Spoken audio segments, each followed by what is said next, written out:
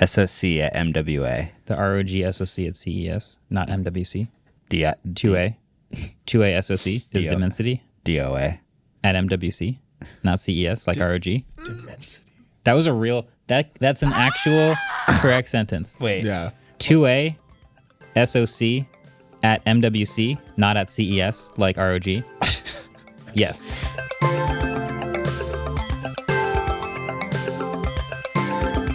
What is up, people of the internet? Welcome back to another episode of the Waveform podcast. We're your hosts. I'm Marquez. I'm Andrew. And I'm David. This week we got a bunch of fun stuff. Techuary rolls on. No I'm more. trying, I think. No more. I'm trying. You're not going to make fetch happen. It's good. I think it's still going pretty well.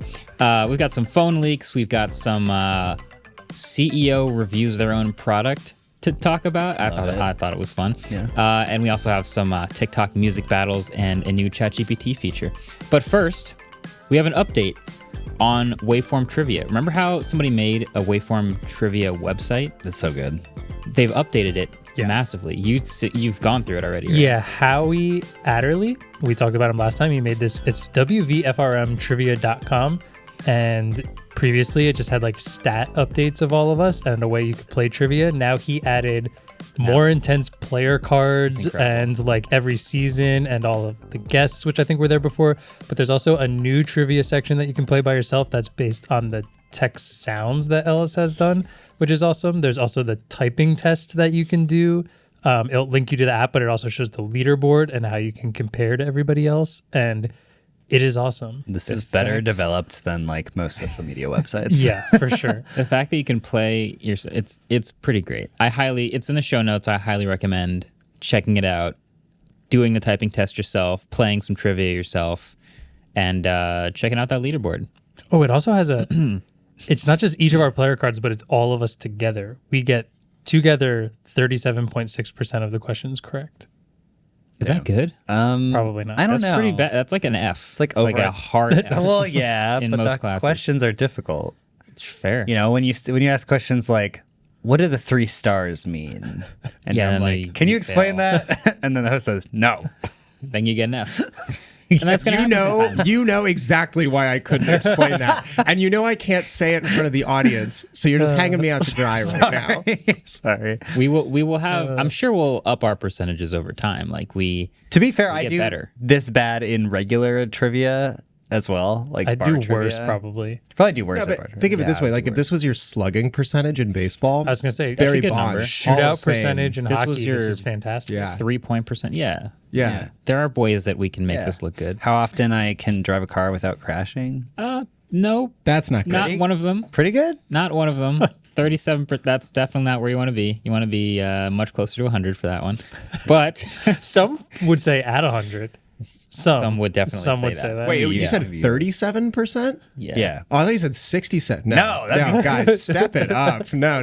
That's not even a good slugging Make the questions percentage. easier. Do you know free what throw. Steph Curry's all-time three-point percentage is? Isn't it like 37%. 38 or 9?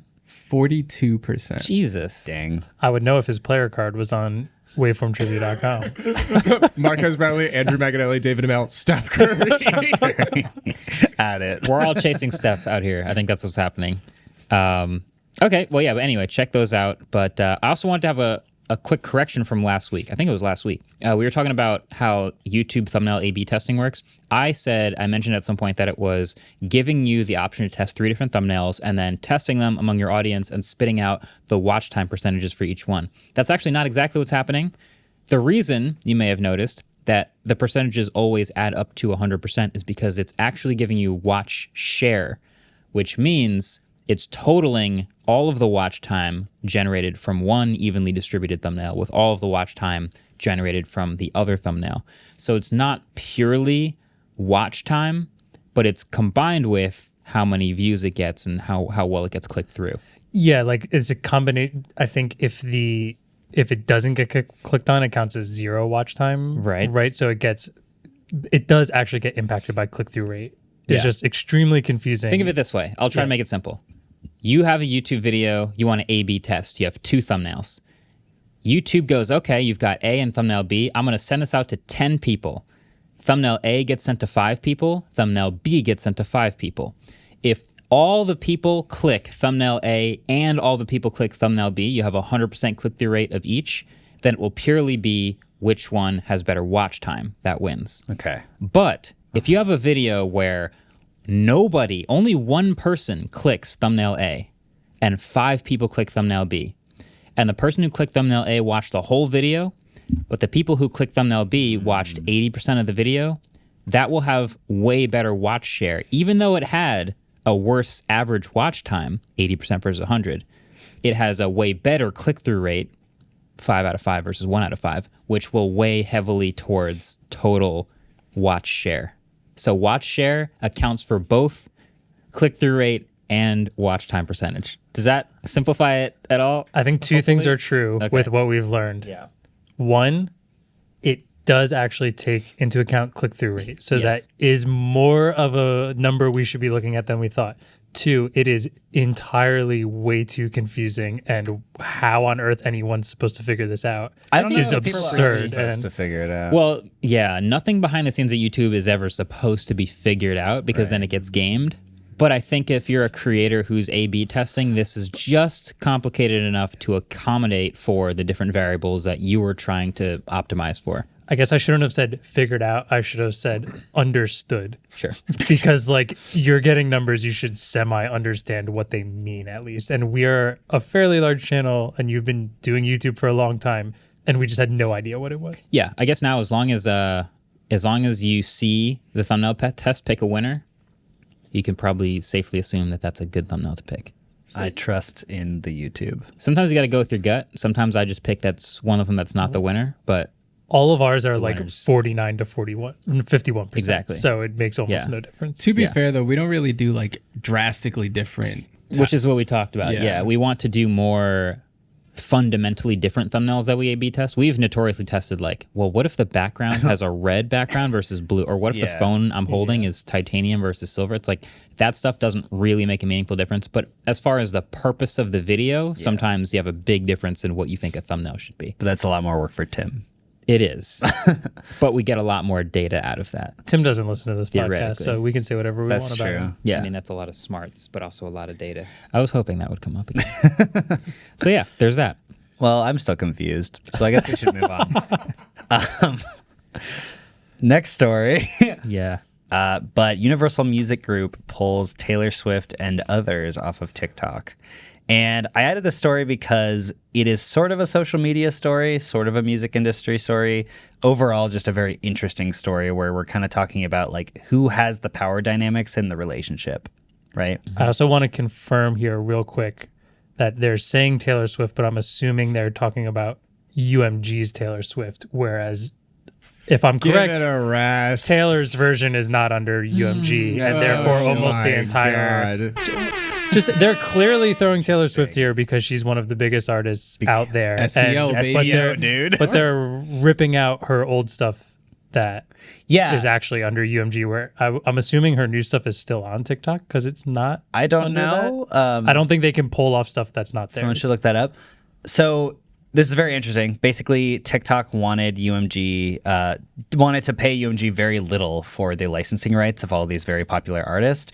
UMG is like, we're a giant music company. Our giant artists are popular and don't need TikTok to get more popular. Fair. So we kind of think we have more bargaining power, which I kind of agree with. I kind of half agree.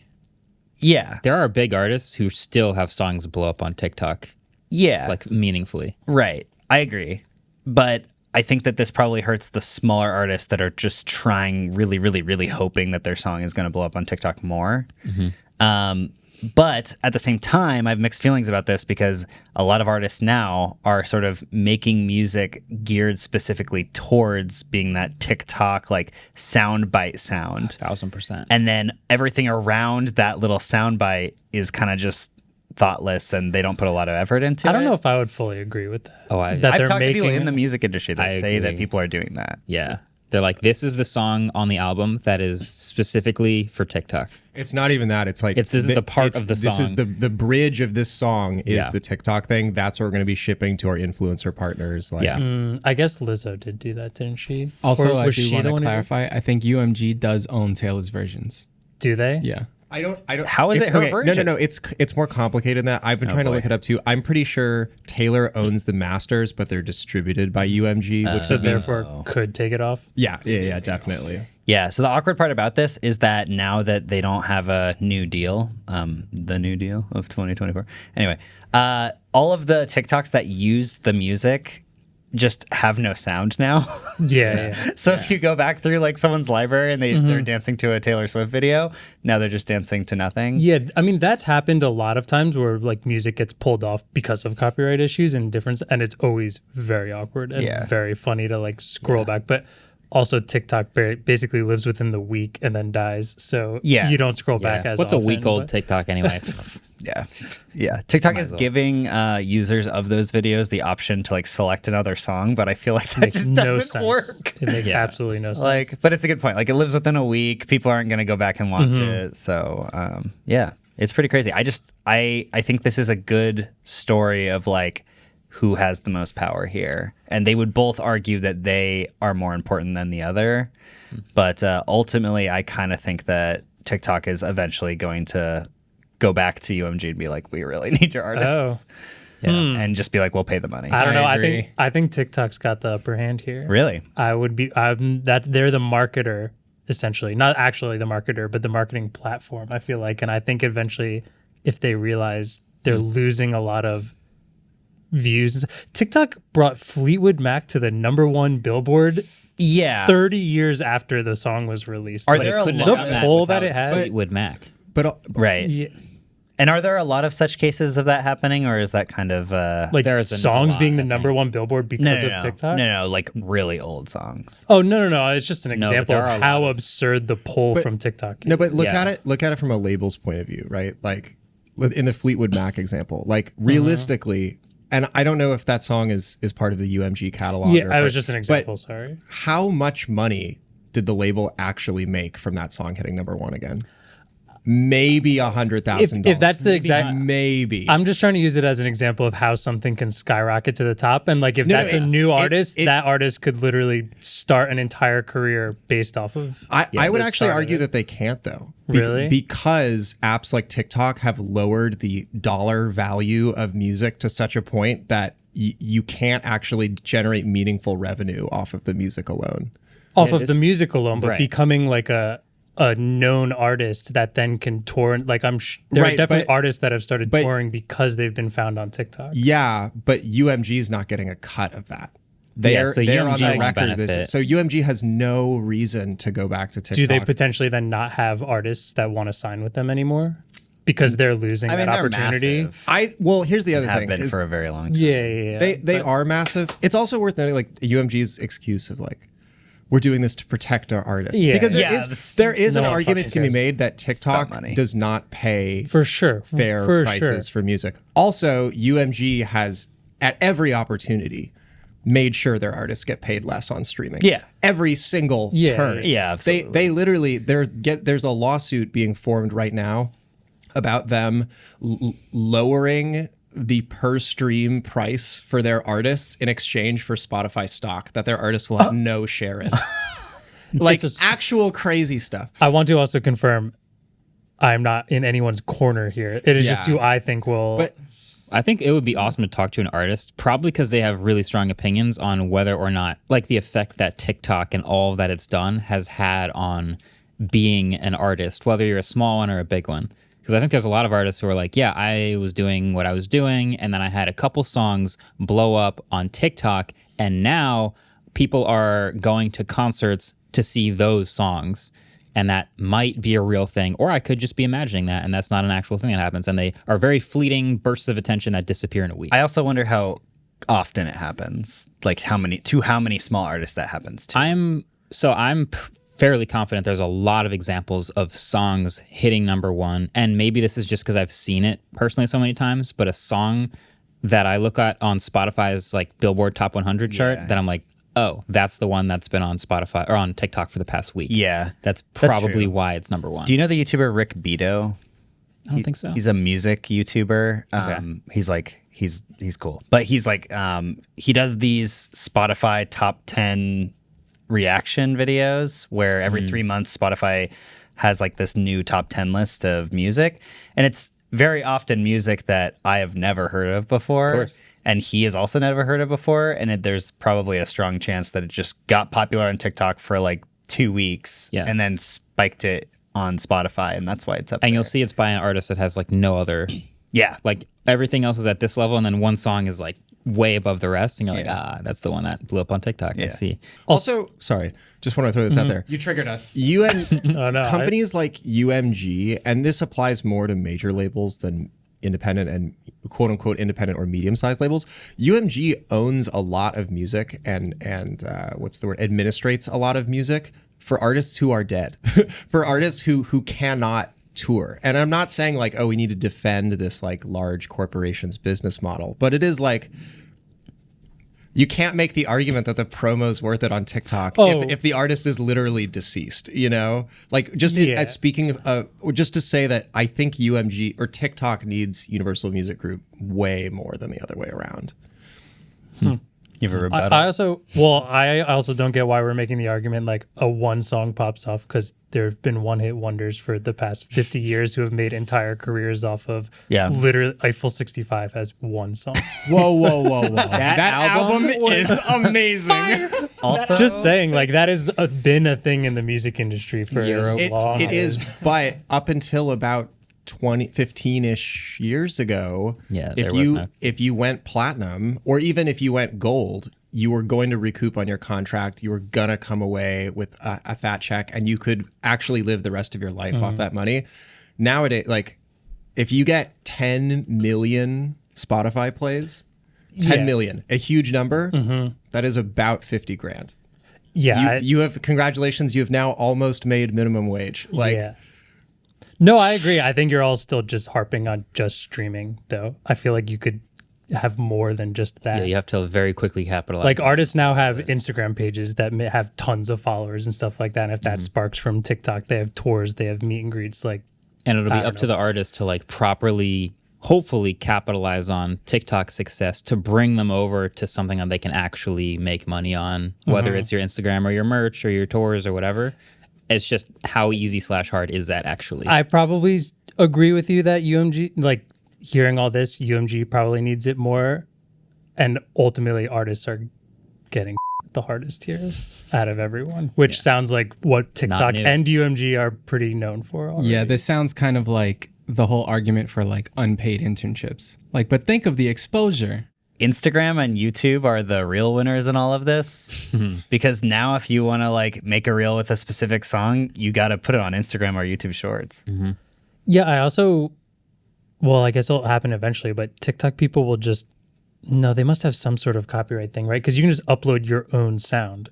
And It would probably get get taken down. I'm assuming it would get taken down. I wonder. Eventually, but I have no idea. Right, because if you just use the built-in tool, it won't be there anymore. Total mess when you try and find like original sounds. Every time you click one, it's a whole nother library, because not everyone's just using the actual library sound. They're like uploading their own, and then it's such like a this mess. is still a problem. It's not as much of a problem as it was right after Instagram Reels launched, but almost every Instagram Reel had the TikTok watermark in the corner when it first came out. Same with YouTube Shorts, and now those platforms are driving more organic short development, but I think it's still a thing that people are just using because the TikTok editor is so good that people just edit their video inside of TikTok itself. I think most people use the TikTok built-in tools to do that. And if you have an MP3 of a Taylor Swift song and you're like editing it on your phone to be in the video, good for you. But I think you're in the minority. There's probably a lot of people just hitting the button in the app. So that is fascinating. Yeah, it's a whole dynamic. We'll see how it plays out. I think Taylor Swift will probably be okay. But she's gonna go bankrupt from this. Did you guys hear she won the Super Bowl? She did. I literally was in a betting pool where there was an over-under on how many times she would be shown on the screen, and she easily cleared the over. I think it was like 5.5 was our over-under. 5.5% of the game. 5.5 times shown on screen Taylor Swift. Oh, that's way too low. It was way over. That's very low. And I heard a lot of people say they did a good job of not cutting to her too much. Yeah. Because in a lot Depends of on other who you are. games, a lot of other of the They games, didn't do they've it cut enough. to her. They did cut to No, they other did. celebrities watching, but it was like very clear that there was a theme happening. They're where like, they would "We're cut only to Travis doing it." Kelsey, and then they would cut to Taylor Swift reacting to what Travis Kelsey was doing. We're only cutting to other people to make it seem like we're not just Yeah. trying to cut to Taylor. Camera Swift. C, camera D, camera A, camera B, camera A, camera C, camera Camera F, D, camera camera A. Okay, yeah, we got her. Yeah, it was a thing. Yeah, It was a thing. that's funny. All right, we should take a quick break. And when we come back, we have some phone leaks to talk about. And we also, not even leaks, just a new phone. And then some CEO reviewing their own product. Fun. Before we do that, trivia. See how long I can make that pause. I love that he responded to you That was on very Twitter. funny. Oh, yeah. Oh, if you didn't know, the announcer who does the NBA Top 10 stuff on Twitter saw the clip. I just want to shout you guys out for getting him the clip and shout him out for seeing the clip and tweeting the clip. Also, his name is the Goatmentator. Get it right. Yeah, sorry. Goatmentator. Mr. Goatmentator. That's Sir Goatmentator to you. Dr. Professor Goatman Taylor, Esquire. the third. All right, so I'm working on a video for the studio channel right now that's about speakers, and so I've got a lot of speaker stuff on the brain. So this is going to be a speaker question on the brain. on the brain. Oh, Brain audio. Okay. Foreshadow. I think that's just called spoiling. No, we're smart. We're smart. It's called foreshadowing when it's smart. Anyway, Andrew, Marquez, you guys both have speakers that are part of the Yamaha HS line on your desk, and those are what we call two-way speakers. They have two speaker drivers. That one at the top that makes all the high frequencies, that's called the tweeter, like a bird. Tweet, tweet. What's the bigger one in the middle of the speaker called? the midtones. The mid. The Twitter. We'll think about it. Answers at the end, like usual. We'll be right back.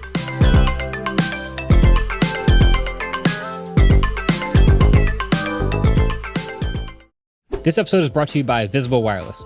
Okay, so Visible Wireless is one of our partners, and they're pretty great. They asked me to talk about why Visible might not be interesting for you. Pretty refreshing, right? So Visible's base plan with unlimited 5G data on Verizon's network for $25 a month works great for lots of people, so what's not to love? Well, they're all digital, so you do everything from managing your plan to getting customer service right in their app. So if you love to handle everything without ever needing to talk to a human in a store, Visible's great. But if you need to shop for a new phone in person, Visible probably isn't for you. Someone like Verizon might be a better choice. If you want your wireless bundled with a bunch of extra stuff, don't switch to Visible. But heads up, you're going to have to pay for that extra stuff. Visible is focused on the wireless part of wireless. So if you want more than unlimited 5G data from your wireless plan and to pay top dollar for it, then by all means, don't switch to Visible. Don't even go to visible.com to learn more. You get it. Rate with service on the Visible plan. For additional terms and network management practices, see visible.com. All right, welcome back. We got a new phone to talk a little bit about. Not that it's out, but it's at least starting to be teased now. Nothing Phone 2A. So we already had Nothing Phone 1, Nothing Phone 2. They make headphones now. They're starting to branch out their portfolio a little bit, and it looks like the next thing they're going to do is a 2A, which I think we all assume is a budget phone, a cheaper phone. That's what Pixel did with A. That's what they probably should do with a cheaper phone. So Nothing Phone 2A. March 5th is when it's getting unveiled. And they have this like teaser video. It's around MWC.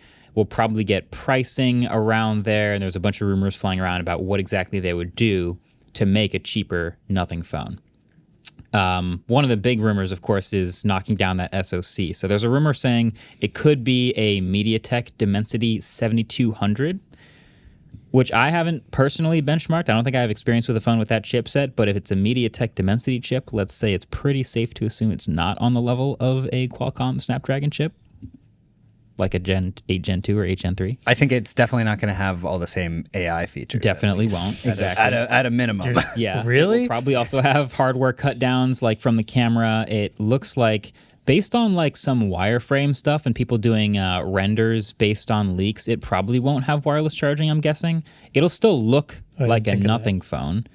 But yeah, it's going to have to find ways to cut down on certain things and still deliver a Nothing phone-esque thing. This is like, how do you make a Rivian R2 that doesn't feel like you're taking away too much character from the Rivian R1? Make it see-through.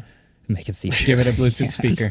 So the render from what I've seen, seems like it's based on a mix of this tweet from someone named Dylan Russell that it seems to be like a video almost of like a feature set that would be inside of Android showing how something works. I'm sure you've seen leaks like that before. And it briefly shows the back of the phone and some of the glyphs in this like washed out white version. And then along with the Carl Pay video that came out and in the thumbnail, there's like this whiteboard-esque sketch.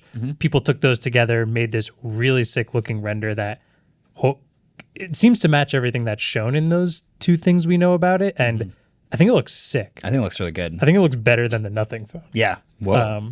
Yeah. Okay.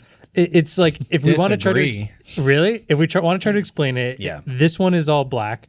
It has two cameras kind of in the middle top of the phone and then surrounded by a circle that doesn't necessarily look like a camera bump, just a circle. And then there's three glyphs around it, kind of like a longer curved light, a smaller curved light, and one straight light, kind of typical three Nothing, like light bars. looks nice but doesn't necessarily follow any form factor. And then it has like kind of this black ribbon cable looking thing coming down the bottom. But like you mentioned before, and I didn't put this together, not a wireless charging circle. So probably not having wireless Yeah, charging. you'd probably see That the makes coil. perfect sense. Yeah, exactly. Yeah. Yeah. I think it looks great. So the interesting thing about this is that camera array, it's two cameras, so it's unlikely to have a telephoto camera. That's usually what they do with budget phones. But the interesting thing about this array is that when the phone is in the vertical orientation, the cameras are horizontally aligned, which is not something that you see on phones that often. And the reason is because when you are filming horizontally, which is the correct aspect ratio to film in if you are above the age of 25, you want it. I was going to joke and say disagree, and then I just would have made myself look old. You want to be able to switch between the lenses without there being parallax. But because this phone has horizontally aligned cameras when it is in vertical orientation, this is clearly made for like people that are okay with filming vertically very frequently. And I would bet you that Nothing is probably going to reference that in their keynote. They're probably going to be like, most people film vertically these days, so we decided to put the cameras vertically. So you're saying, so it's probably a standard camera and an ultra wide. Yes. And they're right next to each other, but they can't be on top of each other, so they're left right instead of top bottom. They could be, but when you're filming video vertically, if you switch and you have slight parallax on the right versus like up and down, I think that That translates better? It translates better. It's the reason that usually cameras are above and below each other, because you turn your phone to film horizontally. Gotcha. Yeah. There wouldn't be more I feel like the left It's and not- right parallel. yeah. I guess it makes sense because those dual reflex cameras are always... No, those are top and bottom. Yeah, but SLRs, okay. TLRs, twin reflex cameras. yeah. No, you have a viewing lens and a shooting lens. They're not like both being used. One is only being used to view. Okay. So that's just my theory. Well, here's my theory. Here's my theory. Okay. Carl Pay said, "This looks cool." Also, And I agree with you, Carl. just as easy to justify. Yeah. And they said, we'll fix it in software. We'll just try to make them as little Or different we'll as say possible. we'll fix it in software. Yeah. That's interesting. I think it looks decent. Yeah, the irony of this is that if we remember correctly, only about 1.5 years ago, the Nothing Phone 1 was supposed to be a budget phone. And then the 2 used last year's flagship chip and was relatively Like expensive. speed running the OnePlus acceleration that we all saw already. They're like, OnePlus took 6-7 years to do this. Can we do it in 2 years? Yes. Yeah, so now they're making an A line again, which is funny. But I really personally do love the design if this ends up being the final design. And in that animation that you were talking about, it shows the timer with the glyphs and all of that type of stuff. It's so like it has functionality. The normal one has like 12 glyphs, right? This has 3. Yeah. I think they're just like flashes, and then together they make a glyph. I could be wrong Oh. about that. But Well, that's what I mean. yeah, Lights, I parts guess. of a Okay, glyph. parts Yeah, that yeah. could Oh, light I up. see what you're saying. Sorry. Oh, yeah. I meant like there's 3 different lights that do different things. Right, Yeah. If anyone knew more than 3, congrats. That's awesome. That sounds like a lot of things to remember on the back of your phone. I love LED notifications. I miss LED indicators on phones. I miss that so much. So this is still cool. It depends how often. I mean, we could have this. This could be a whole conversation. But like, a big part of the discussion around the glyph interface was like, well, we use always on displays now, which tell us the notification. And if you have your phone upside down and you see that you have a notification, you're going to want to flip it anyway. And then there's the awkward part of like, well, it's a flat screen. So if you put it face down, it's going to get scratches on the front. And so it's like, Okay, 2 rebuttals. One, everyone has a case on their phone, and I get told I don't this have a all case the on my time. phone. Well, Neither does Alice. I keep getting told everyone has a case on their phone. No, you're right. I don't do. know. No, We're no, the they only do. people that would Yeah. A lot of us have cases on our phones, and so when you put a Us? face down, a lot of people who are going to buy this phone are going to put a case on it. They'll put a face down, and it'll be fine. But the other thing is, I want this to be a color thing so bad. Spoiler: we're working on a video where we're using a lot of phones that are older that have the little light on them. And that little light is so dope. useful when it has colors. You could program what you wanted each color to show you, and I would memorize. I'd have like 5, 6 colors: yellow for TweetDeck, blue for this, green for that, Yeah. and then they'd all just tell me everything without me having I to remember pick the up my phone. Nexus 6 had an RGB LED that they disabled before they launched the phone for no reason. They just decided they didn't want to use it, but it was still in the hardware. So every ROM in the world was like, hell we're yeah. using this now. Yeah, I remember that. Yeah. That was good times. Yeah, and it was epic. even when you had like bigger or like the trackball or something would light up and you have colors, that would be like, that's all I need. Yeah. I just want to Yeah. be able to look at my phone and be like, I But got if you put a case on this phone, unless it's a clear case, you're missing out on the whole point of the phone. Well, I'm assuming there will be cases that are like, oh, this is a clear backed phone. Let's give like a clear plastic back or whatever. And then you get to see the lights lighting up in a way that tells you whatever's happening on your phone. Yeah, I don't like always on display. So like just one, my Note 8 had it. Yellow was a Snapchat, blue was an email, green was a text. That's all I needed. It was the best thing ever. I wish these could miss turn it. colors, though. Yes, that Yeah. would be great. Although they don't on the normal phone. No. Right? So the nothing normal phone. So it'd be very funny if the budget version had colors. Yeah. But That would be incredible. Yeah. That'd be wild. Yeah, I suspect it won't be. I think it will be all white LEDs and it'll be the same thing as last time where you can pick one app where if that light lights up, then you know that one app has a notification. Mm-hmm. Fine. Yeah. I got a text. I still really like how this looks. How much do you think it's going to cost? Okay. If I go Nothing Phone 2, how much is Nothing Phone 2 actually right now? $549. $549. Wow, okay. So you go Nothing Phone 2, take out wireless charging, take out some water resistance, downgrade sale to for a Dimensity chip, $50 off. take out, I mean, there's still dual cameras on the Nothing Phone 2, so still dual cameras.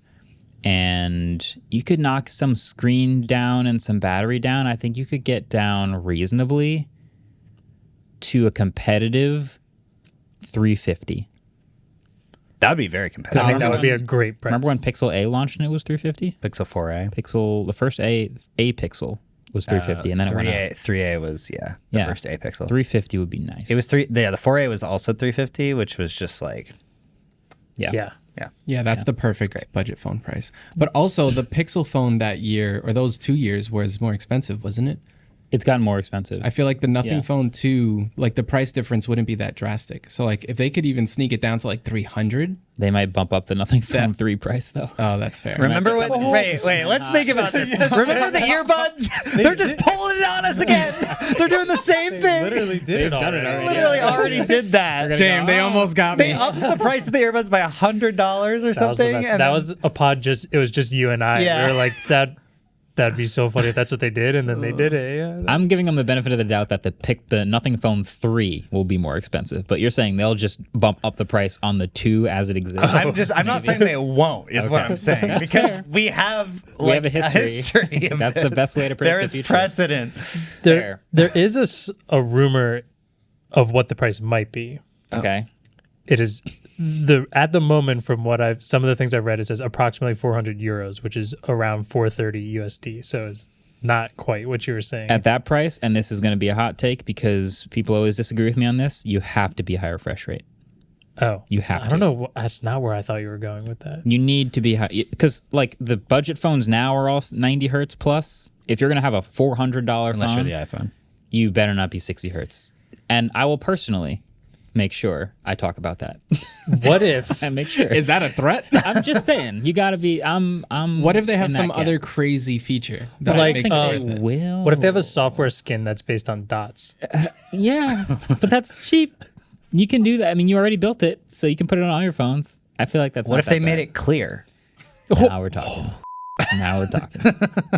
No, I think they'll spend the extra money for the Nothing Phone 2 to be the differentiator in aesthetics at this price. It will probably not be an amazing performer for the price with this Dimensity chip. Maybe I'm wrong. I could be shocked, and this could be an incredible thing. But I don't think it's going to have the best camera at this price. I don't think it's going to be the battery champ at this price. I think it's going to be the one that has sick design at this price. Look at this software. Look at this clear back. Look at this glyph on the back. That's what this phone is going to have for this price as its differentiator. Yeah. Pretty sure. I agree. And if you want it to be the cheap iPhone, you can get the cheap iPhone. If you want it to be the cheap, great pixel camera, you can get the great cheap pixel camera. This is going to be the design one. I mean, I remember that MediaTek was making a big deal about how its Dimensity series was a lot more competitive than its previous chips have been, because I believe that this is their flagship line. And they make a lot of chips. Like, they make the chips that go in Pelotons. They make the chips that go in the Amazon Alexa. I've used a Peloton. It's not fast. It's not. Sorry. Well, yes. I mean, that's not supposed to be a phone SoC Of course. in a Peloton. I do see their Dimensity 7200 Ultra is going to be a 4nm chip. And they, of course, want to be competitive with Qualcomm. And I'm sure it's going to give them better price flexibility than going with a Qualcomm chip. I'm sure that's very helpful. I'm like Googling trying to find what phones the Dimensity 7200 is in. And I'm not seeing any yet. But I just have a sneaky feeling it's not going to be mind-blowingly good, and that's going to be fine. At this price, that's fine. It just has to be fine. Yeah. I think it'll be fine. Yeah. I mean, again, it's like you can't really tell the difference between chips now. I think a big reason that Qualcomm had to stuff the 8 Gen 3 with AI features is that they didn't really know. At this point, it's like 8 Gen 1 versus 8 Gen 2 was the same chip. A 5% headroom difference in performance is not a meaningful difference to most people. Even if it was 25%, most people would not notice the difference. But the AI stuff is meaningful. Most people are on Instagram. Yeah. Like, you don't have to have a fast CPU to use Instagram. Yeah. Yeah. One other interesting thing about this, and I think it was in the actual video that Nothing posted, but it seems like the 2A is going to be in the US developer program, which is what they did with the Nothing Phone 1 versus the Nothing Phone 2 having an actual US release. So it's kind of weird that they're going back on that, but I guess trying it out not in the US at first. Or wasn't the developer program, you got it way cheaper, but like it basically was like, yeah. I'm not sure how it's going to really work over there. Yeah, test it out for us. But that was a while after they had launched the phone. Yeah, one. it was way after. So yeah. Oh yeah, I guess that's a good point. Does that mean this happens later for the US? I don't know. Just probably immediately, but yeah, I think their long-term play is probably to get into the pay-as-you-go market, because currently OnePlus is slaying the pay-as-you-go market. OnePlus and Motorola are extremely popular phones in that market. They make a lot of money through that. So yeah, the OnePlus Nord phones have weirdly high market share in the United States, specifically in the pay-as-you-go market. Yeah. So the Nothing Phone Nord. That's it. Carl is speeding OnePlus as fast as possible. Here's one last little update. There is a phone that has this chip in it already. The Vivo T2 Pro. Glad I've heard of that. That phone, it's not in the US, but it's a roughly $300 phone. Okay. So. And now you can't say we didn't talk about it. There's your context. How recently did it come out? Pretty recently. It's a Vivo phone. So. They're just turning out phones. That's true. Yeah. That's true. It's true. Vivo and Realme, we get packages from them every other day. Literally. From a you phone? think that's an exaggeration? It's not. Literally. Every couple days. Realme and Redmi, we just get packages every other day of another version of a phone I've never. Or just the same one. This was or the same one. Or it's the same one. But it'll have Coke icons. That's true. Okay, but that went hard though. That was sick. No, the sounds on that one. Yeah.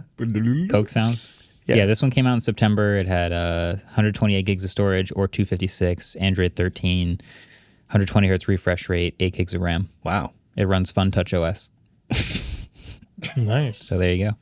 That's an unfortunate name. That's an unfortunate name. Yeah. All right. Well, this is a pretty short section, but we obviously have a lot to talk about with the Quest and Vision Pro stuff. So before we do that, let's do some trivia.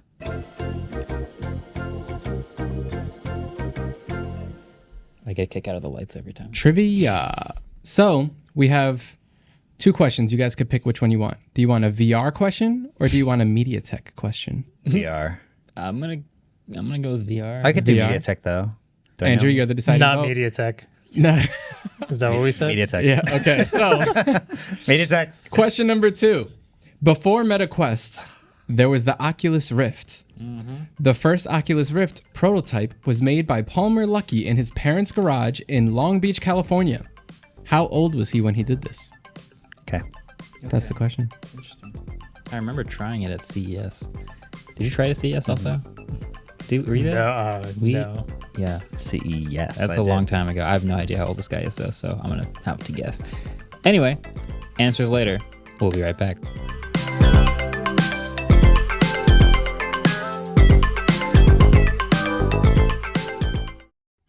Did you hear what Zuck did?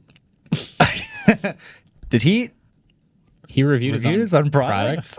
which I think is hilarious. Yeah. He reviewed someone else's But he products compared it. to his own products. Shocker. yeah, right. He Just like found Carl. his own product to be dramatically better than the competitor's product. I'm shocked. But he chimed in on Vision Pro. He had some words to say about Vision Pro, which is really interesting because he runs Meta, and it's almost like they're in their own world of like, this is the metaverse and this is the products we build. But even he has something to say about Vision Pro, and I think that's because everyone has something to say about Vision Pro, and it's kind of like a little bit, it's like threatening. It's like on the radar. Here, let me just say something about Vision Pro. So he, let's just play what he says. I actually agree with a lot of what he says. Let's just play some of what he says about Quest 3. All right, guys. So I finally tried Apple's Vision Pro. Sounds like a vlogger. And I have to say that before this, I expected that Quest would be the better value for most people since it's really good and it's like 7 times less expensive. But after using it, I don't just think that Quest is the better value. I think that Quest is the better product, period. Shocker. And, the different companies made different design decisions for the headsets. They have different strengths. But overall, Quest is better for the vast majority of things that people use mixed reality for. Now, my friend Kenny is actually capturing this video on Quest's high-resolution pause? mixed reality pass-through right now. We're It's just a guy. just a guy? It's just a guy. For audio listeners, it is just a guy sitting there. Hey, Kenny. Kenny. Sorry, Kenny. If Kenny's a real person, because Do you he's think it not looks- moving in the video at Do you all. think it looks more or less memeable than people doing video with Vision Pro, which was just like the eyes shining through? Like I think less memeable because the eyes are a really big part of the meme. Kenny's Yeah. keeping his head perfectly still to be a tripod for this video, and the cutaway to Kenny is just with the headset on. It's great. Very funny. Also, it's like surprised it's being shot with the Quest Pro. It's like we can tell the video quality is not good. Yeah. So I figured I think he goes on next to start listing things. Do you just want to pause after each thing he lists and we'll say whether we agree or disagree? I like that format. Yeah. Yeah. I think in general I agree with most of them, but let's break it down one by one. Yeah. Sure. Okay. Before we keep going, I just want to add the Vision Pro eyes. It's not exactly the least cringe thing in the whole world, but with the like weird triple triclops slit, it's like the guy has like a face hugger. You look on like a his gamer. face. You know, also- he looks like he's being controlled by the headset and not the other way around. Yeah. All right. capturing this video on Quest's high-resolution mixed reality pass-through right now. We're just here in my living room, and you can see his browser windows and whatever else he's got running up here. So yeah, Quest 3 does high-quality pass-through with big screens, just like Vision Pro. But we also designed it to be great for a lot of other things. Moving around, playing games, hanging out with friends and socializing, working out, and more. Pause. Quest I would generally agree that because Quest is lighter and more comfortable and doesn't have a cable running to your back pocket, it's easier to walk around, especially being more active in it. It's kind of like wearing light plastic headphones versus wearing AirPods Max. I saw somebody running in the city recently wearing AirPods Max. I was like, damn. It's going to get a concussion. That's tough. I would also. That's hard. Yeah, I wouldn't want to get my ear sweat on those cushions. Yeah. So same thing with Vision Pro. That light steel cushion, you can't really buy another one. Yeah. So I wouldn't want to wear a big heavy Vision Pro being active nearly as much as I'd want to wear a Quest being active. So I'd give him credit there. Yeah. A lot of people also Agreed. like working out in Quest. Like Supernatural is a very popular exercise app in Quest that people use all the time. I mean, just Beat Saber is that too. incredibly I'm sweaty every time I play that. Yeah, and it's there's super like fun. 2 apps similar to Beat Saber right now in my Vision Pro. They're not exactly Beat Saber, but one of them is basically like Beat Saber with Yeah. your hands. It's not. I think what quite David as was talking active. about is very similar. Also, like a lot of the exercising things are like things coming at you, and you do it You've too. got to like dodge things and jump and like duck. It's Yeah. it's basically a high intensity interval training app, but it's like gamified. Yeah. Yeah, I think he talks a little bit more too about something you say shortly. Okay. I think it's just a lot more comfortable. We designed it to Totally weigh agree. 120 grams less, which makes a really big difference on your face. There's no wires that get in the way when you move around. Flex. Agreed. Big deal. Our field of view is wider, and I found our screen to be brighter also.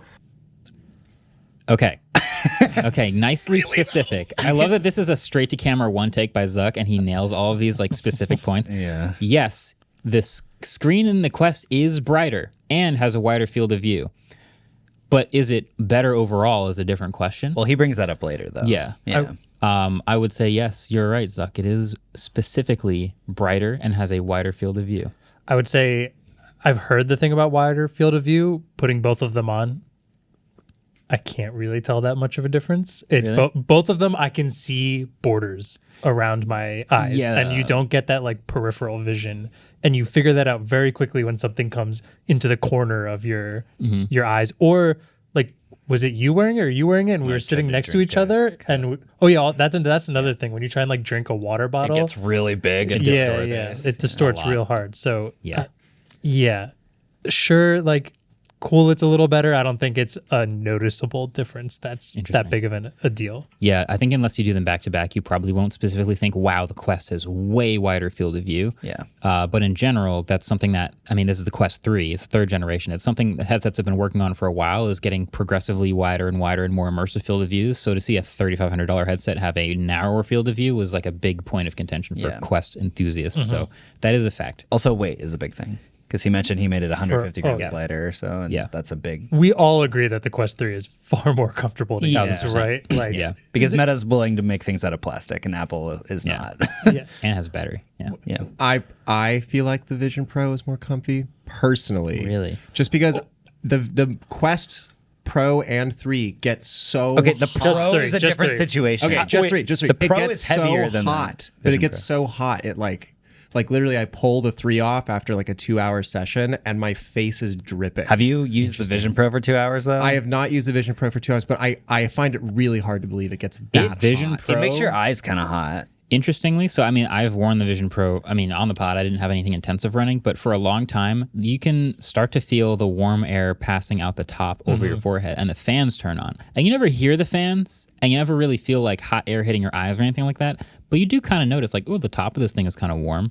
That's as far as I've gotten. I haven't actually worn Quest 3 for 2 straight hours doing anything crazy. But that's interesting that it gets a lot hotter. I've only made it like 3 hours, and at that point, it's like the combination of the eye strain from looking at it and the heat on my face. I'm just like, I'm done with this thing. Interesting. Personally, but you're right. I haven't tried Vision Pro for an extended work. As soon as everyone's done passing it around, I'm going to try the full work day on it. And get pink eye. And One thing you mentioned before and he mentioned, the wire hanging down, I think is actually like totally agree. Not having that wire is so nice. Like it makes everything more comfortable. I do also find it funny. Ellis brought off Quest Pro. I think it's hilarious that he doesn't compare it to Quest Pro once in this entire video. Yeah. Just completely tries to forget disregards, that existed. which feels so much more like the comparison. And then, the third thing, we're talking about comfortableness. I just want to throw this out. I saw this awesome thing the other day where you can 3D print a connector so you can use the Apple Solo Band on the Quest 3. And people say it's so much more comfortable because the Quest 3 is so much lighter wow. that you actually do get the really nice, like BOA version And the seal. solo loop on the That's on the kinda Quest awesome. 3. I want to try Just that with now. a 3D printing thing. It That's seems cool. really sick. That is probably the all-time best Quest accessory. Yeah. Wow. That's kind of sick. Okay, good to know. Cool. I also noticed that Apple's headset has this motion blur as you move around, which I agree. Quest is just a lot crisper. Now, Apple's screen does have a higher. The motion blur is annoying. I agree.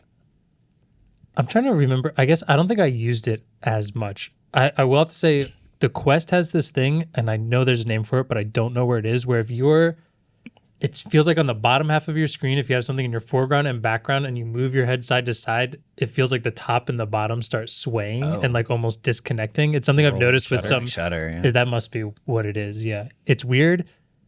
And even though like the Quest Pro has motion blur, the Vision Pro has motion blur, I feel more comfortable walking in the Vision Pro than I do in the Quest Pro. There's something about the Quest Pro that feels just a little disorienting. And I think the Quest Pro wins. This is going to be a very confusing. And Quest 3, not Quest Pro. Quest 3, yes. Yeah. Oh my gosh. Quest 3 Vision Pro. I like walking in the Vision Pro. Pass-through is definitely better in the Vision Pro. I agree. And he mentions the motion blur while moving around, probably more laterally. And you do notice this, especially because I think if in Vision Pro you stare at one thing and then move your head, you'll notice it gets blurry while you're moving your head, and then you stop moving and it sharpens up. And I don't think that that's a normal behavior most of the time. In Vision Pro, you're focusing on the thing in front of you while you move around, and I don't think I've noticed any difficult motion blur in that. He also used the word crisper. Interesting choice of words. Yeah, because he's doing gene editing. Good one. Good one. That was good. No, it's he thinks it's crisper while moving your head, but the pixel density of the Vision Pro is dramatically higher. So crisper while moving versus crisper in general is a bit fuzzy. Nice. Yeah, Fuzzy. nice. Their resolution, and that's really nice. But I was surprised by how many trade-offs they had to make to the quality of the device and the comfort and ergonomics and other aspects of the display and artifacts in order to get to that. Now, for input, Quest supports precision controllers that are great for games. Both headsets support hand tracking, but I found ours to be a little more accurate. Pause. Wait, hold on. Pause. Okay. Sorry. No. You go. Okay. The controllers on Quest are great. Yes. And they are better for gaming than anything you can do on the Vision Pro. And Vision Pro should have a controller option. It would be nice if you could have you can use like a game controller, but it would be nice if you could use like a pointer controller, whatever, for games.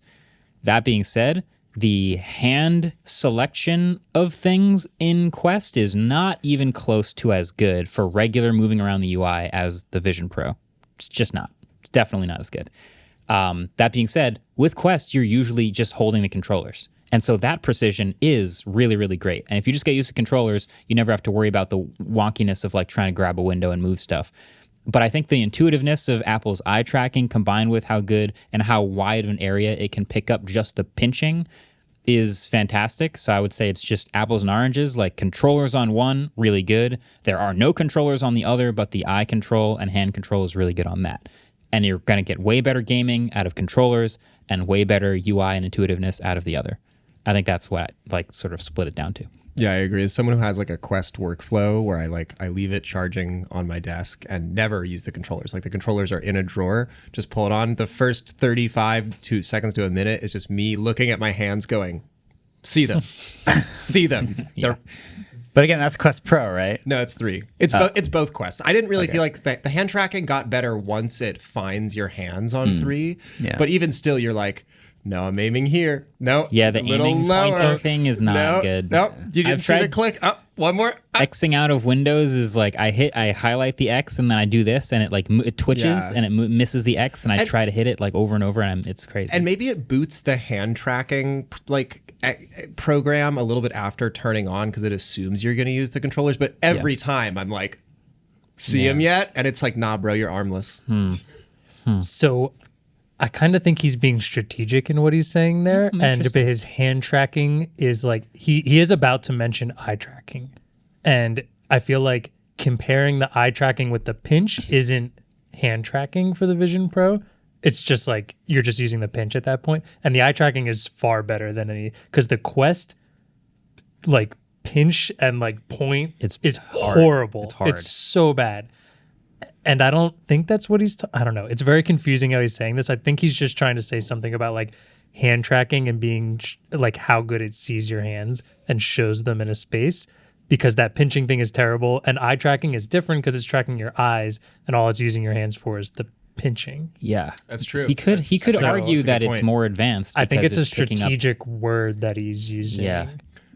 But the Quest has to know more gestures, Right. Because you have the menu open pinch and the select pinch And the wrist and the turn. wrist turn, and Yeah. so it's not like they're not trying to make a serious hand tracking thing. I would use the controllers 100% of the time With the No. Quest. Yeah. with the Quest. Totally. Yeah. Yeah. Shall we continue? Let's keep going. Apple's eye tracking is really nice. We actually had those sensors back in Quest Pro. We took them out for Quest 3, and we're going to bring them back in the future. That What? was Interesting. that was like a what do they call it when you compliment someone but underhanded? Underhanded. I thought Apple's Or a compliment sandwich, right? Or like, yeah. It's like it's good. We actually had that years ago, yeah. and we're gonna bring it back once we think it is actually a good feature. Wait, those sensors are in the Quest Pro though? Yeah, they have Yeah. they have eye trackers Yeah. in the Quest Pro. Wow, I didn't even know that. That's part of the reason it was so expensive. Actually, But you again have controllers that you use most of the time and end up not using. Like the fundamental thing about Vision Pro is it doesn't come with controllers. So you have to rely on the eye tracking being good all of the time for everything you do in everything. yeah, Which is different from Quest. yeah. But they're bringing it back. They're bringing it back. Bring it back wonder in why. the future. I wonder why. Just mean- like how they brought color pass-through mixed reality to the Quest 3 right before the Vision Pro came out. Fascinating. Yeah. I feel like the eye tracking and pinching is like the far more intuitive non-controller way of doing it. It is extremely frustrating when it like doesn't work because you just feel like you're using trying to use like telekinesis by sitting there and you're like, I can't get this to go up a little higher. Yeah. And you start lifting your head. And there have been times where I've just stood up to walk to the window that I have like in front of me And poke it. and like just press it with my Yeah, finger. which is a good thing that it's works. super frustrating though to do. I think it's also, and not to drag on too long, this kind of goes a little bit more to like we keep doing the philosophical thing where like, what do we want the future to be? And I think in like a 20-year, however long future, you put on the glasses or whatever and just start using things without a controller. You don't want to have to think about a controller. And for Meta, if you get people so used to that precision controller, I think you now have to eventually find a hurdle where you get rid of controllers. And there has to be this leaping off point where they're like, I know you guys have been using these controllers and they've been really, really good for all these games and all the experiences, but every app and everything that we do is going to have to leap off of controllers to graduate to this super lightweight, invisible mixed reality thing we want. You don't think they're always going to have optional controllers for games? Because I feel like It's better. It's for possible. games. Agreed. Yeah, maybe you'll always have optional controllers, but it's kind of like, what did you train your users to do for the past decade? Yeah, I could see them moving fully to hand tracking and eye tracking, but I feel like they're always going to lean into that, especially because they are a lot more about the VR experiences. Like people buy Quests to play games. People don't buy Vision Pros to play games. Right. Because you're not buying a Vision Pro for Fruit Ninja, Yeah. you know? So they have very different use cases, even though they use fairly similar technology. Yeah. Agreed. It's a nice interface. It's not perfect for everything, though. For typing or complex tasks, Correct. You're going to want Valid. things like hands or a keyboard or controllers or eventually a neural interface. I like how we just casually dropped. You're probably going to want like a keyboard or like a neural interface anyway. Yeah. What? He's pretty much like, oh, this new like kind of revolution, maybe not revolutionary, but the thing that Quest Pro, or Vision Pro is really good at is the eye tracking. He's like, this new thing, it's like pretty good, but you know, the old school things are good, like neural engine. Wait, Neural interface. did he Neural mean, like, interface, yeah. the headset plugs into your brain? No, I No, not exactly. Not directly. But some sort of. It's funny because I agree with him that for simple tasks, the eye tracking and everything, it's great. But the second you get to a complex task, Yeah. let's consider typing maybe a more complex task. Then it's a little more like, okay, do I look at the letters or do I like type the thing in midair? It's a little cumbersome and clumsy. And for that, I would just want to think of the word and it shows up on the screen. Like things like that, you get a little more future looking, and I'm sure they're working on stuff like that.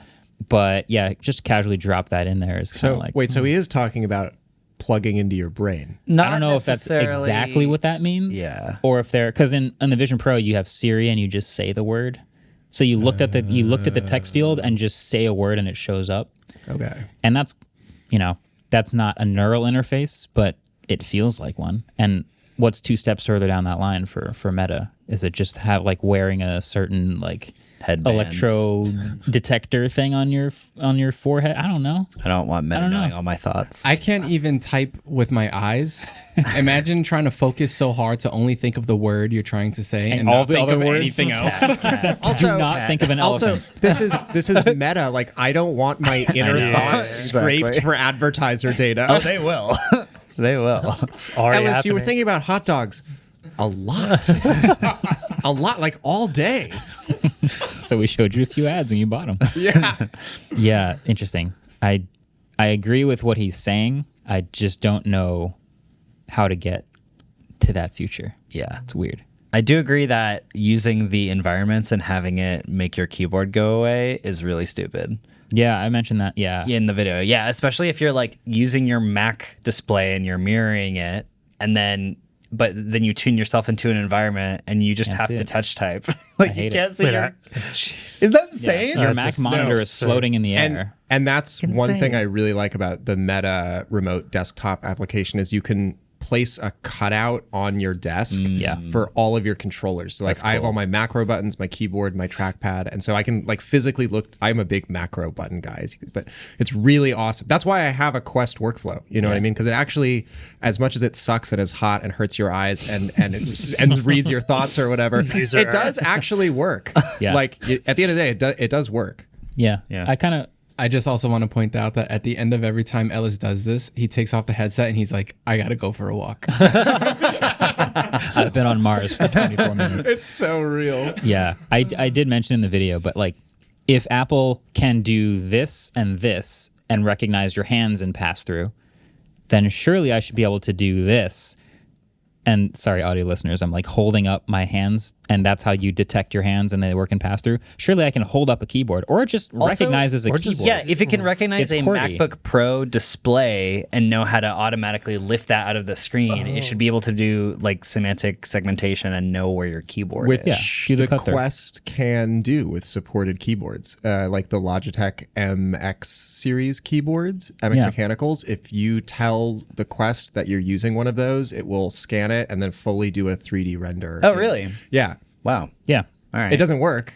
I mean, maybe it works now. When I was trying to do it, I couldn't get it to work. Man. I even think like it should. But it's in the menu. Yeah, I think it should be even more advanced with like you looked at my hands and you know what hands generally look like, so then you were able to figure out my hands. I think you should know what keyboards generally look like because the layout's the same mostly every time, and then you have function keys at the Andrew's top, Wait, I'm just.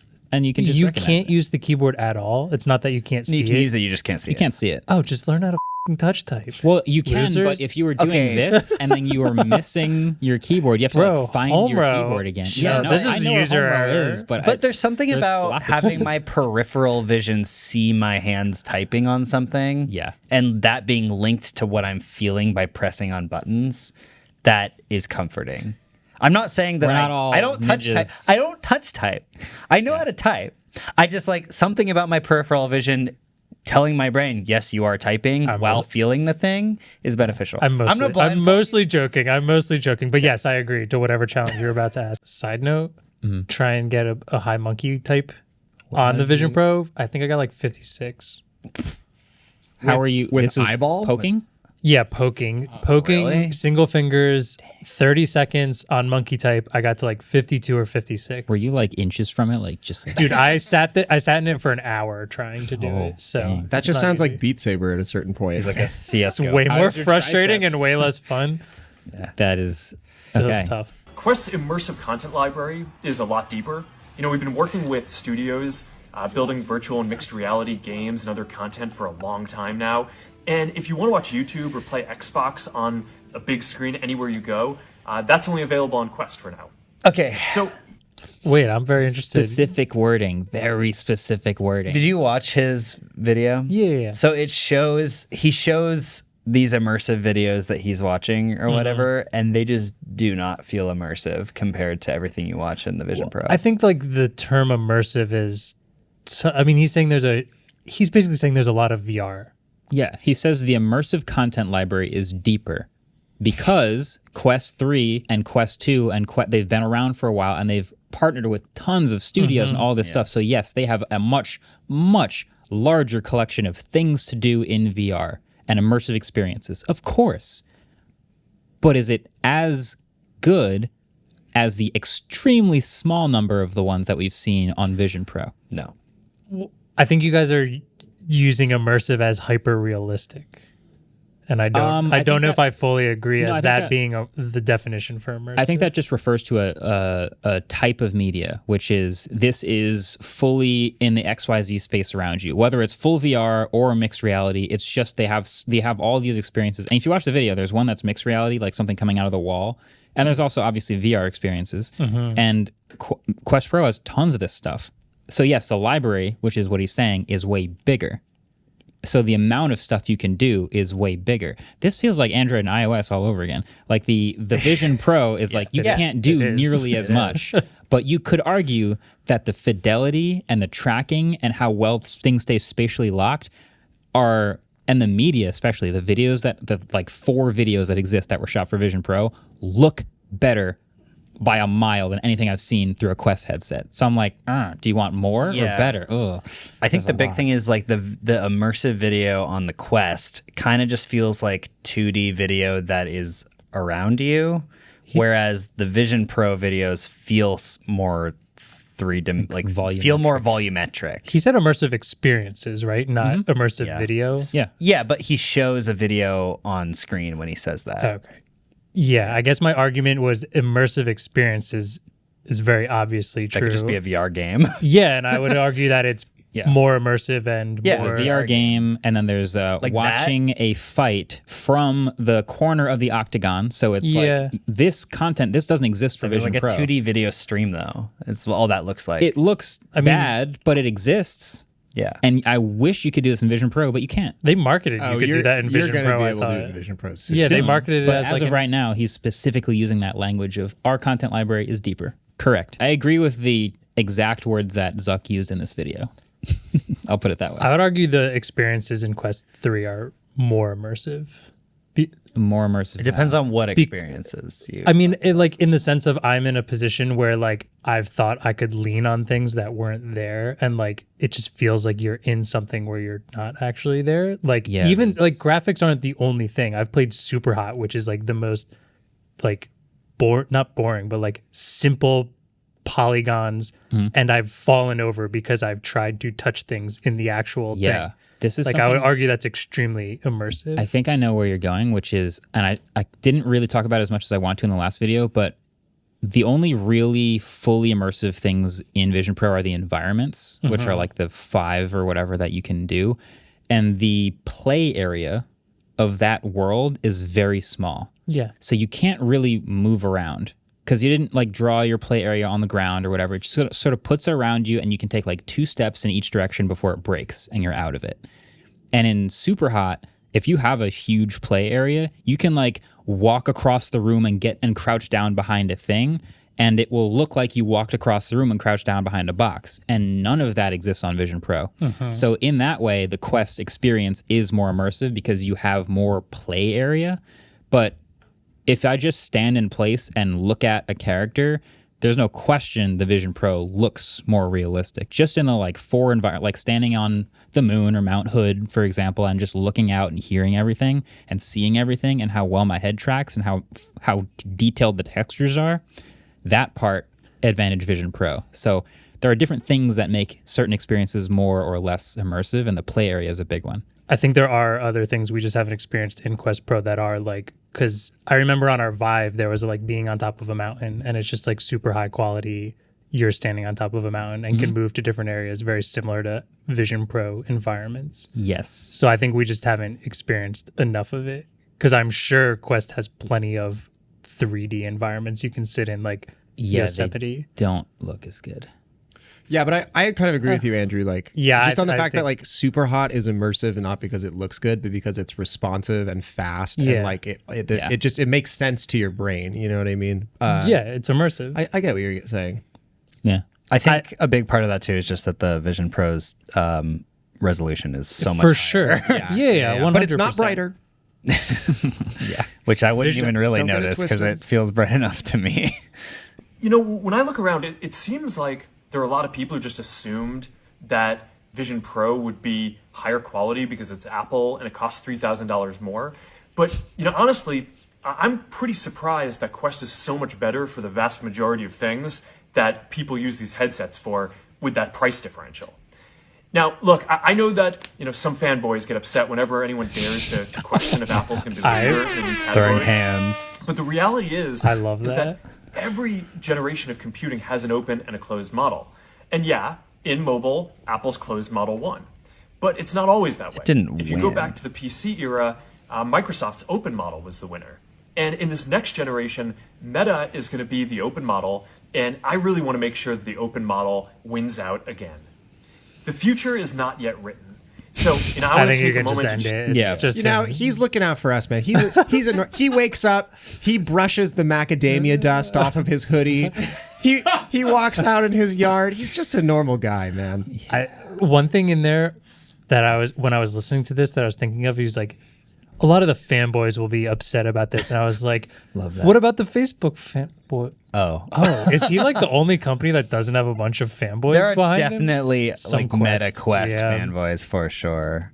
Not And I don't used want to to say fanboys, just people that defend the company to the grave. They're just not as notorious as the other fanboys that I was talking about. Yeah. They're just not as numerous because it's a much more niche product. Sure. Yeah. Yeah, I like the Quest a lot. Yeah. like It's a really good product. yeah, for sure. I don't know. I wonder if the fans there are more like, I want to use this to directly compare to Apple because I dislike Apple, or that they're like hardcore Quest fans. Here's a way of looking at it. If you've been using a Quest for like a year and the Vision Pro comes out and you look at that app store and what it does, there is no reason to switch to the Vision Pro.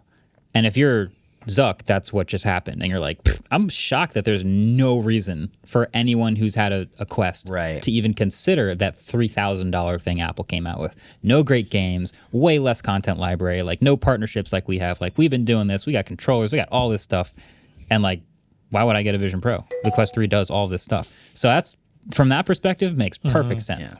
Because the Vision So- Pro went quasi mainstream, whereas the Quest has never Yeah, really there's people been who've been playing, Beat Saber games, whatever. They're like, Yeah. none of this stuff is in the Vision This is Pro. also not at all dissimilar to like when a Nexus phone would have something for like 4 years and then Apple would put it in iOS and all of the Android people would say, we've had this for 5 years. You guys are getting haptic keyboards in 2023? A lot of the times Apple would make it more polished, or they would do it like in a way that people who are not willing to put up with the evolution of technology would be okay with. Yeah.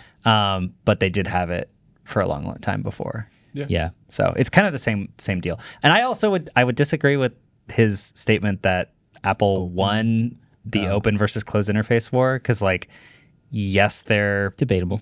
generally more popular in the United States, but globally Android phones are like vastly more popular. I would also argue that in the long run, Apple sort of did win the PC war. Like if you're a hospital, you're going to fill your business with a lot of PCs. people have PCs.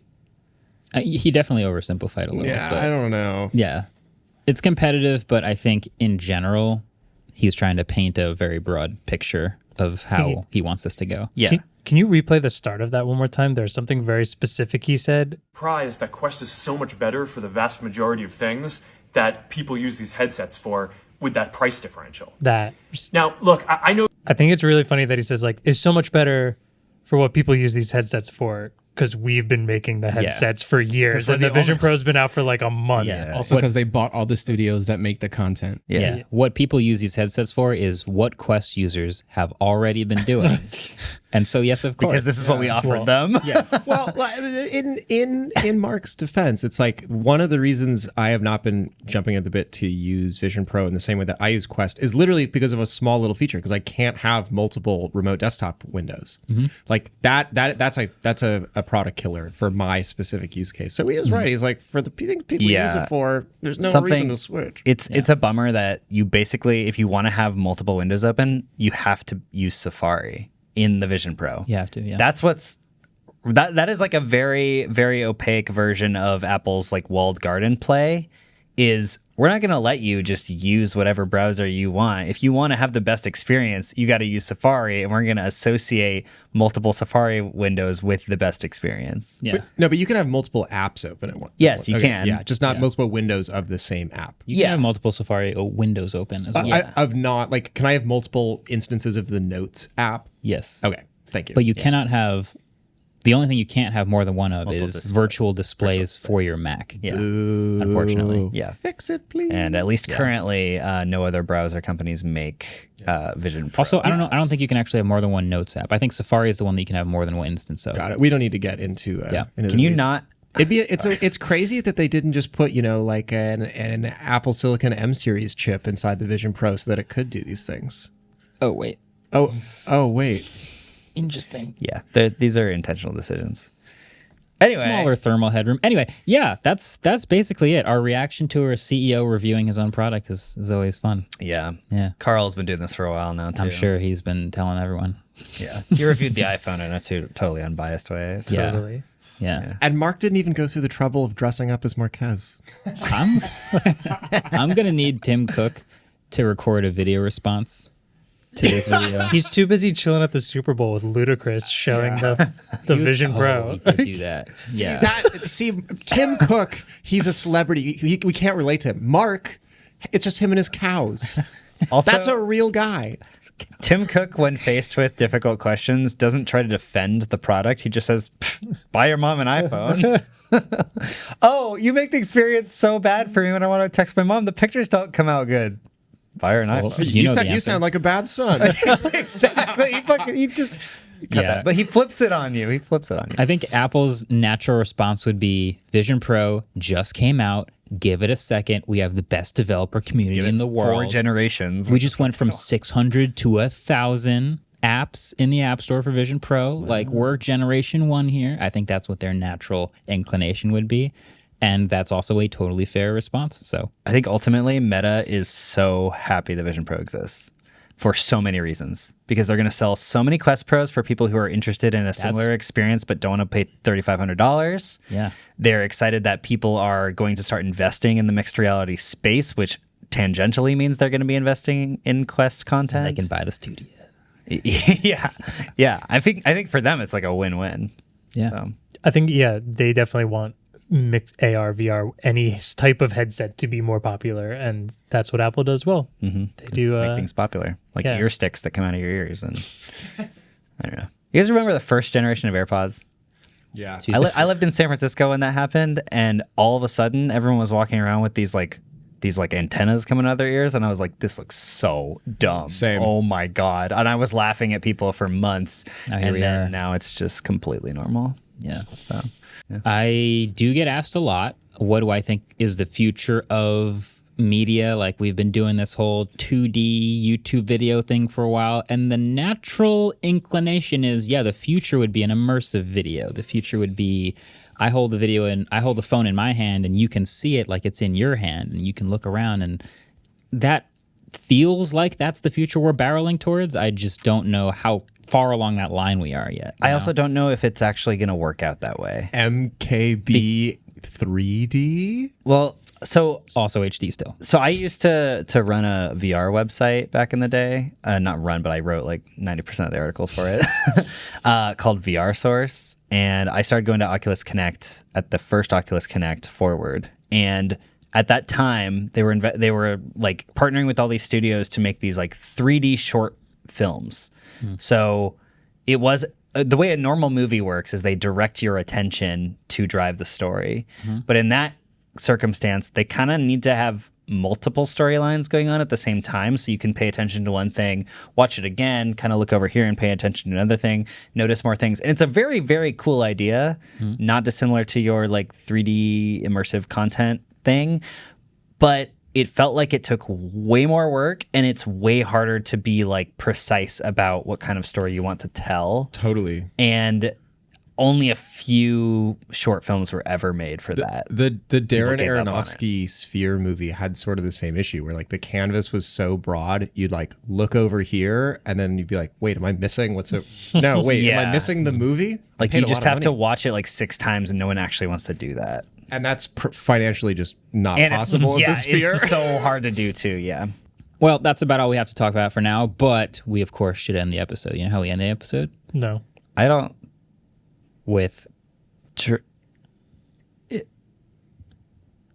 trivia.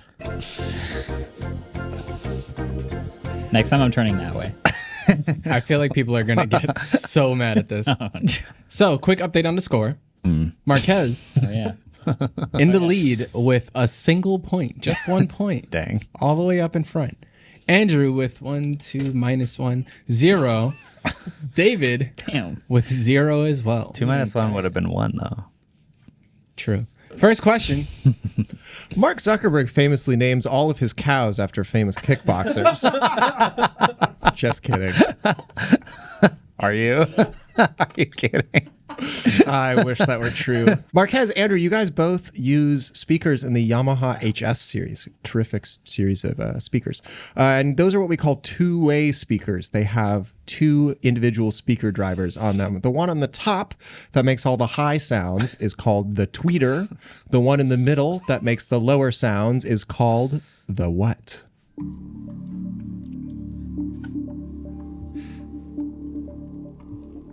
Oh, you wrote this already?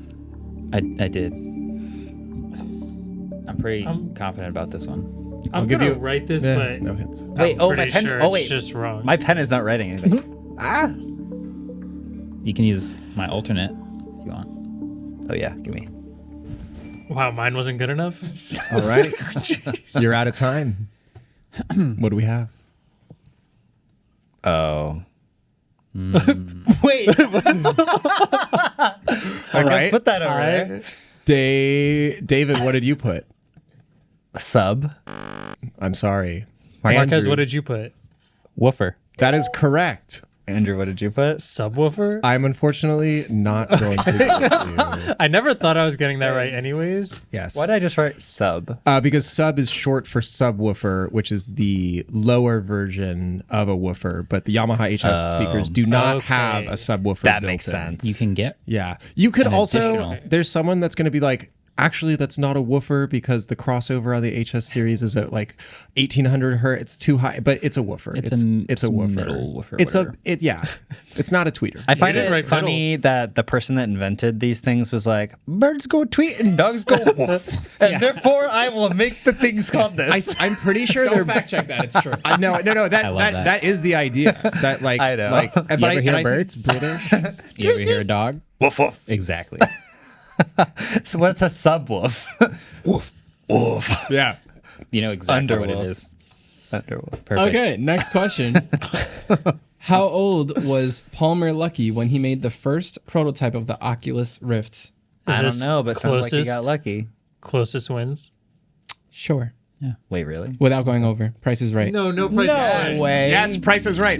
You guys messed up. The MediaTek question was multiple choice. Without going don't get to over. do that one now, do we? You're gonna make me change. I feel my like thing. without going over, that makes us not actually try and guess what is Yeah, it. let's just do Oh, delta. Let's just do delta. Oh, what? That's crazy. Wow. I'm gonna guess a think different that. score and I'm gonna get it wrong. Therefore, I'm not changing my answer. I'm sticking with my trying to Steadfast. actually be closest. Yeah.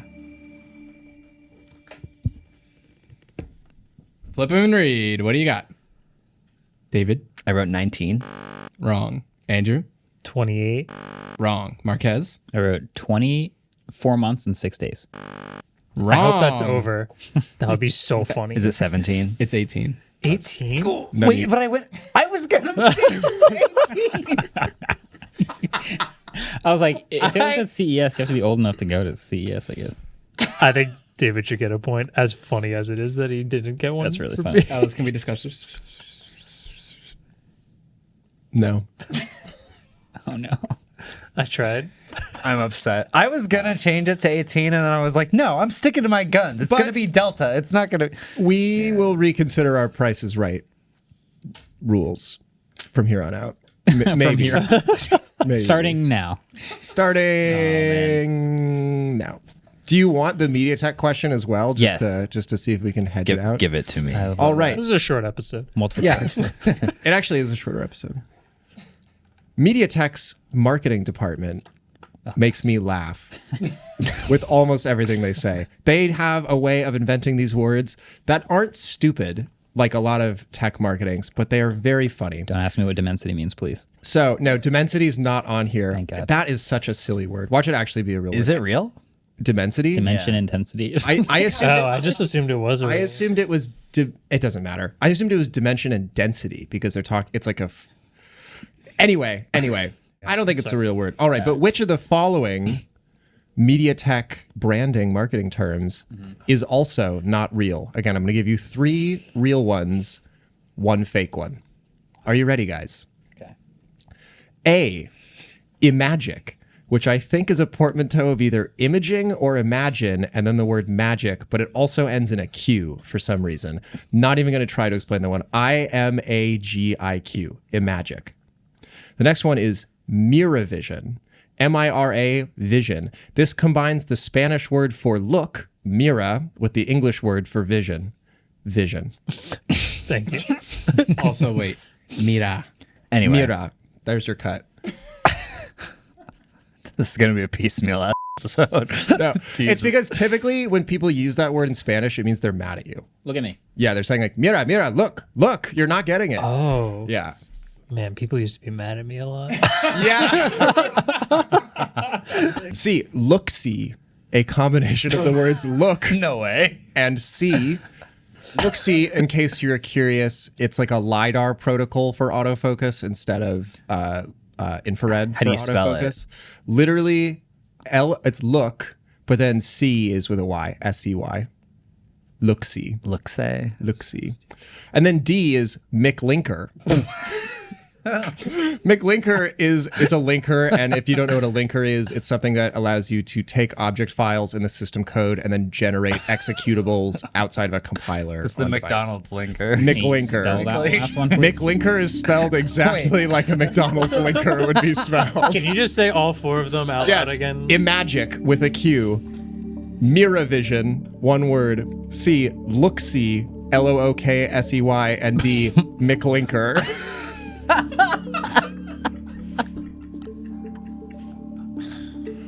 I don't know, I feel like dude. this is one of those ones where you need that one to be wrong, and it's right. And All right, David, I wrote B. you Oh. wrote B as in Miravision is fake? Yeah. No, Miravision is real. we all said that. You all said that? I said that. Is it a magic? No, it's look-see. Adam made that one up, Okay, actually. It's that really one- good. I mean, they're all.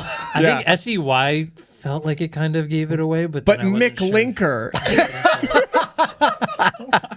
And magic with a Q is just too like I've seen that too many times. LG thing Q It's- is already. Well, anyway, that was quite a journey we all just took together. Quite the McLinker we had there. Quite the McLinker from YouTube thumbnail A/B testing. You remember that?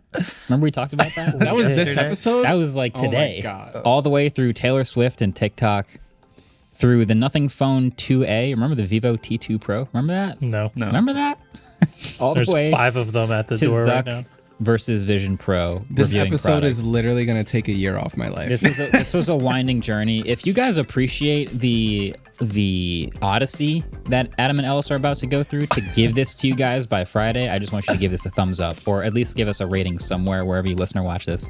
Nonetheless, we'll be back at it next week. So thanks for watching, thanks for listening, and see you then. Peace. Bye. Waveform is produced by Adam Molina and Ellis Rovin. We're partnered with the Vox Media Podcast Network, and our intro outro music is created by Vane Still.